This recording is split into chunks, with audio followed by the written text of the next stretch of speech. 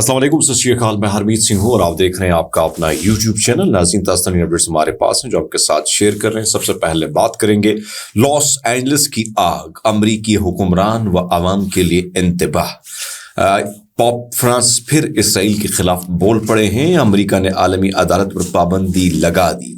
Trump Putin سے ملاقات کے خواہش مند ہے۔ آپ سب کا بہت شکریہ جس طریقے سے آپ ہمارے ساتھ جڑے ہیں۔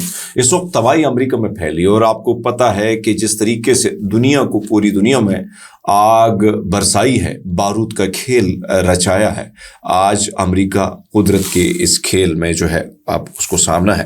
امریکی ریاست کیلیفورنیا کے شہر لاس اینجلس میں آگ لگنے سے تقریباً 10,000 سے زائد گھر مکمل طور پر جل کر خاکستر ہو چکے ہیں۔ 150 ارب ڈالر کے نقصانات کا تخمینہ ہے۔ 2 لاکھ افراد بے گھر ہو چکے ہیں۔ آگ بجھانے میں ابھی تک امریکی ادارے بالکل ناکام دکھائی دے رہے ہیں۔ اسے تاریخ کی بدترین آگ قرار دیا جا رہا ہے، جس میں 32,000 ایکڑ پر علاقے وادیاں راکھ ہو گئی ہیں۔ اور اس وقت اگر میں بات کروں تو میں سمجھتا ہوں کہ لاس اینجلس جو ہے وہ، اگر آپ دیکھیں تو یہ قدرتی آگ بڑے پیمانے پر تباہی اس نے مچائی ہے، جو ایک قدرت کی جانب سے ایک وارننگ ہے انسان کے لیے۔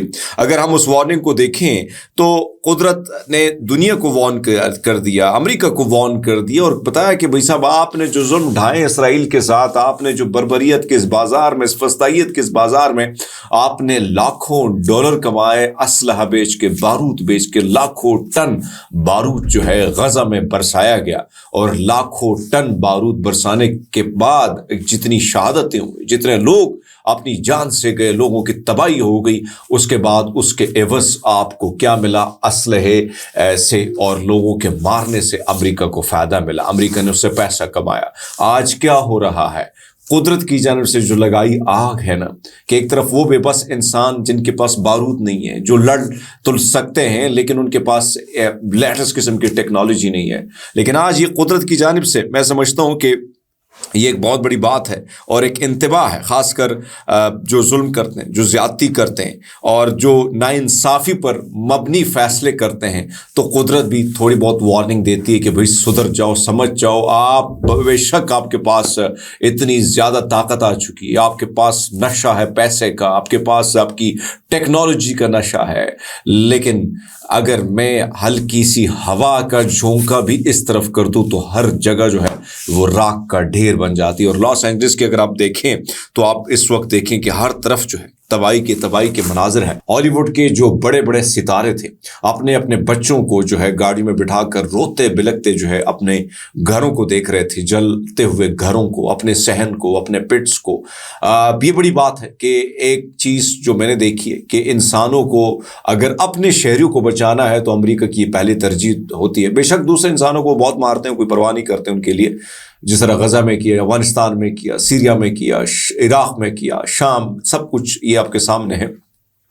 لیکن اپنے لوگوں کے حوالے سے وہ بڑی کنسرن ہوتی ہے، اور اب اپنے لوگوں کو انہوں نے پہلی ترجیحات میں شامل کیا۔ تقریباً 10 افراد کے حوالے سے خبر آ رہی کہ ان کی ڈیتھ ہو چکی ہے۔ اگر آگ یہاں پہ لگتی تو یقین مانے ہزاروں کی تعداد میں لوگ مر جاتے، کیونکہ حکومت کی ترجیح نہیں ہوتی، وہاں پہ جانوروں کو بھی پہلے بچایا گیا ہے۔ بہرحال یہ آگ جو بھڑک اٹھی، ہم ویژول تو نہیں دکھا سکتے، لیکن آپ میرے ٹویٹر پہ جا سکتے ہیں، آپ میرے فیس بک پہ جا سکتے ہیں اور وہ چیزیں آپ بھڑکتی ہوئی آگ دیکھ سکتے ہیں۔ صرف اور صرف میں یہی کہوں گا کہ ایک پیغام ہے قدرت کی جانب سے، رب کی جانب سے، جب آپ ظلم پہ ظلم پہ ظلم کرتے ہیں تو یاد رکھیے گا ایک وارننگ اس رب کی جانب سے بھی آتی ہے، اور شاید یہ ایک وارننگ ہے۔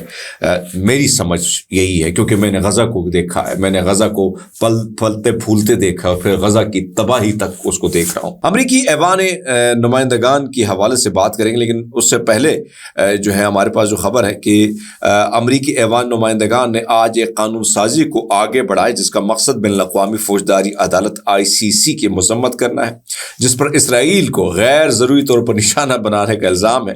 نومبر 2024 میں ICC نے نتن یاہو اور ان کے سابق وزیر دفاع یوگاولین کے خلاف غزہ میں جنگی جرائم اور انسانیت کے خلاف جرائم کے الزامات پر گرفتاری کے وارنٹ جاری کیے تھے۔ ووٹنگ کے بعد اجلاس کے جو ہے چیئرمین نے اعلان کیا کہ چیئرمین کی رائے میں اکثر، یعنی چیئر کے میں اکثر جو ہے حمایت کی اور بل اس کو منظور کر لیا ہے۔ غیر قانونی عدالت کے خلاف کارروائی ایکٹ کے تحت جو ہے وہ ان تمام تر افراد کو سزا دی جائے گی جو امریکی شہریوں یا اتحادی امریکی ممالک بشمول اسرائیل کے اہلکاروں کی تحقیقات، گرفتاری، قید یا سزا میں ملوث ہوں گے۔ خارجہ امور کمیٹی کے مطابق اس قانون کے تحت مخصوص ICC اہلکاروں اور ان کے قریبی خاندانوں کے افراد کے لیے امریکی ویزے مسترد کیے جائیں گے۔ اس کے علاوہ کسی بھی فرد کو جو عدالت کو مالی، مادی یا تکنیکی مدد فراہم کرے گا سزا دی جائے گی۔ تو آپ اندازہ لگا سکتے ہیں کہ قانون اور قوانین اور آئین جب ان کے خلاف فیصلے آتے ہیں تو پھر وہ عدالت بھی کھوٹی ہے، وہ عدالت کے فیصلے ہی نہیں ہے، لیکن اگر ان کے حق میں آتے ہیں تو عدالت ہے۔ اب عالمی دنیا کا قانون اور انسانی حقوق اور یہ ساری چیزیں عیاں ہو چکی ہیں آپ کے سب کے سامنے۔ دوسرے نے آپ کو بتاتے چلیں کہ مسیح کیتھولک فرقے کے سربراہ پوپ فرانس نے غزہ میں اسرائیلی جنگ کا 16واں ماہ شروع ہونے پر جنگ کے خلاف تنقید کو تیز کرتے ہوئے کہا کہ غزہ میں صورتحال شرمناک ہے۔ جمعرات کے روز پوپ فرانس نے اسرائیل کی غزہ میں جاری جنگ پر اپنی حالیہ تنقید میں اضافہ کرتے ہوئے کہا کہ فلسطینیوں کی غزہ پٹی میں انسانی صورتحال ابتر ہے، یہ بڑا سنگین اور شرمناک معاملہ ہے۔ اس کا سالانہ سفارتی خطاب کے معاون یعنی جمعرات کے روز پڑھ کر انہوں نے سنایا۔ وہ غزہ میں سردی کی شدت سے ہونے والی ہلاکتوں پر انہوں نے بات کی، جہاں بجلی کی دستیابی ہے نہ ایندھن کی فراہمی ہے۔ پوپ فرانس کے سالانہ خطاب میں کہا گیا کہ ہم کسی طور پہ شہریوں پر جو ہے بمباری ہم قبول نہیں کر سکتے۔ بہت بڑی بات ہے، بہت بڑا جگر ہے اس پوپ کا۔ شاید میرے خیال میں بڑے بڑے مسلمان مولوی صاحبان میں نے ان کو اتنا کھل کے تنقید کرتے ہوئے نہیں دیکھا جو اس وقت امریکہ میں رہتے ہیں، کینیڈا میں رہتے ہیں، دوسرے ممالک میں، لیکن پوپ فرانس جو ہے وہ ہمیشہ، اور اس کی وجہ سے نتن یاہو اور اس کی کابینہ ان پر تنقید بھی کرتی رہتی ہے۔ امریکہ کے نو منتخب صدر ڈونلڈ ٹرمپ نے جمعرات کو کہا کہ روسی رہنما ولادیمیر پیوتن ان سے ملنا چاہتے ہیں اور جوڑے کے درمیان ملاقات کا اہتمام کیا جا رہا ہے، یعنی دونوں کے درمیان، اور انہوں نے یہ بیان اقتدار سنبھالنے سے 1.5 ہفتہ قبل دیا ہے۔ قبل ازیں انہوں نے یوکرین میں امن قائم کے لیے اپنی انتخابی مہم کے دوران وعدے بھی کیے تھے۔ ٹرمپ نے فلوریڈا کے جو ہے پام بیچ میں بھی اپنے مارا لاگو ریزرو میں ریپبلک گورنر کے ساتھ ملاقات میں کہا کہ پیوٹن سے وہ ملنا چاہتے ہیں اور ہم ملاقات کا اہتمام کریں۔ انہوں نے عوامی سطح پر بھی کہا کہ صدر پیوٹن سے وہ ملنا چاہتے ہیں اور ہمیں خونے یعنی جنگیں اور خون وغیرہ ہمیں نہیں چاہیے، ہم امن کی طرف بڑھنا چاہتے ہیں۔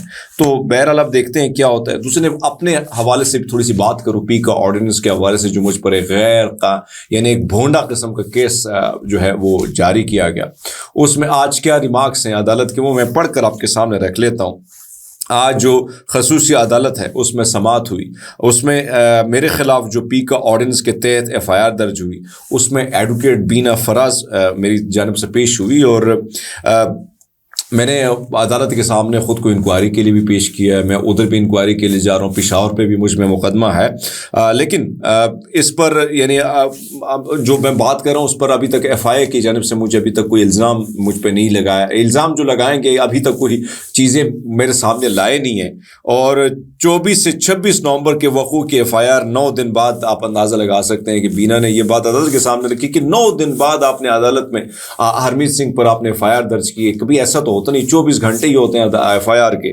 تو اس نے جو ہے یہ بات بھی اس میں رکھی گئی کہ عالمی سطح پر اس FIR کی مذمت بھی کی گئی ہے، اور جج محمد افضل منجوکا صاحب نے بھی جو ہے وہ کہا کہ رپورٹ کرنا کوئی جرم تو نہیں ہے، اس کا کام یہی ہے۔ ہرمیت سنگھ اگر رپورٹر ہے تو وہ تو کام کر سکتا ہے۔ اچھا، اس میں کچھ انٹرسٹنگ چیزیں میں یہ اس لیے آپ کے سامنے رکھ لیتا ہوں کہ کس طریقے سے صحافیوں پر قطغن پابندیاں اور گلا گھونڈنے کا کام کیا جاتا ہے۔ اس میں جو FIR مجھ پہ درج کرائی گئی، عدالت میں کچھ ریکارڈ جو ہے وہ جمع کرائے گا، بڑا بھونڈے قسم کے الزامات تھے۔ اس میں لکھا تھا کہ صحافی شاکر اوان کی جبری گمشدگی مزید یعنی مذمتی ٹویٹ میں نے کی ہے، وہ تھی سینیٹر راجہ ناصر عباس کی پریس کانفرنس کو کوریج کرنے کا اس میں جرم اس کو قرار دیا گیا ہے۔ پھر سینیٹر راجہ ناصر عباس نے کہا تھا اپنے ٹویٹ میں کہ گولیاں چلی، ہرمیت سنگھ نے اس کو رپورٹ کیا۔ صحافی ہرمیت سنگھ نے ڈی جو پر احتجاج کی رپورٹنگ کی اور لوگوں کی آرا نشر کی، یہ میرا جرم ہے۔ یہ میں اس لیے میں نے کہا آپ لوگوں کے سامنے رکھے، آپ لوگ گواہ رہے ہیں کہ بھائی صاحب یہ سچویشن ہے اس ملک میں، جس طریقے سے بونڈے قسم کے یعنی کسی چیز کو ٹویٹ کرنا، رپورٹ کرنا، یہ میرا کام ہے، یہ میری ڈیوٹی ہے۔ اس پر مجھ پہ FIA نے مقدمہ درج کیا اور میں ریاست میں دہشت گرد ہوں، میں پتہ نہیں کیا کیا ہوں. سو آج بڑے عجیب قسم کے ریمارکس بھی آئے اور سماعت بھی ہوئی. اور FIA کا جو انویسٹیگیشن آفیسر ہے، جب ان کو کہا کہ آپ اپنے وکیل کو پیش کریں، انویسٹیگیشن آفیسر ہی غائب ہو گیا وہاں سے. سو بہرحال اب تک کے لیے اتنی. بہت سارا خیال رکھیے. بہت شکریہ.